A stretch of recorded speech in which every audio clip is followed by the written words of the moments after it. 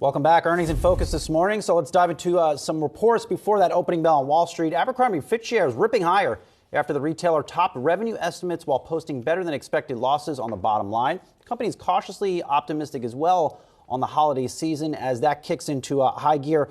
I really think this stock result in the pre-market, guys, is driven by one number. Abercrombie sales, that is that core Abercrombie namesake division, up 10% year over year. Now, Hollister was down 12% year over year. Kind of fits what we heard from Urban Outfitters last night, that lower income consumer under a little bit of pressure. But that, as long as that Abercrombie namesake brand works and sales are up, historically, this stock has worked. And if you go to the Abercrombie website, you just get a sense on why it might be working. I mean, like our producer just said, just probably ordered a couple $100 worth of stuff offline. This is a different company. It is a different vibe, and they're selling different stuff versus their competitors. It is a different company from when you and I were in high school and trying to go into these stores and got a whiff of the cologne that everybody was trying to figure out. You still like that cologne? I still like that cologne. Okay, it's great. It's called Fierce. Just like you, just like us.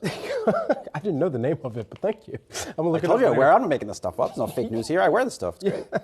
Well, here's the other thing about this store, too, and the story.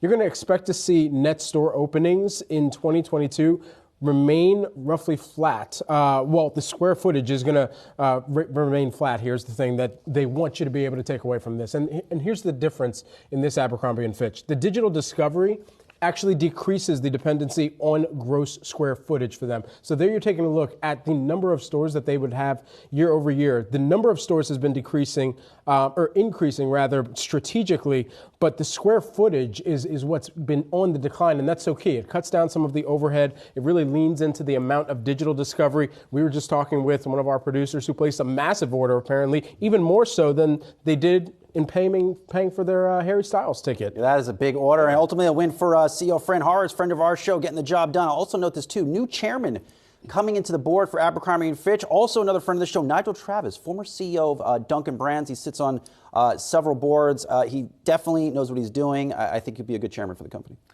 At the same time, it's not like everything is fantastic. The sales sales for the company are still going to fall this year. They're going to fall by the company by less than Abercrombie previously forecast, down 2 to 3% instead of a mid-single-digit drop. But none, like 2 out of 3 of these are negative numbers. So it's not like everything is going gangbusters. It's just that on a relative basis, if you look in the apparel world in particular, this is a little bit stronger. I mean, Gap would kill. Gap would kill for a 10% sales increase. Any of its brands. It just didn't happen. It just didn't happen.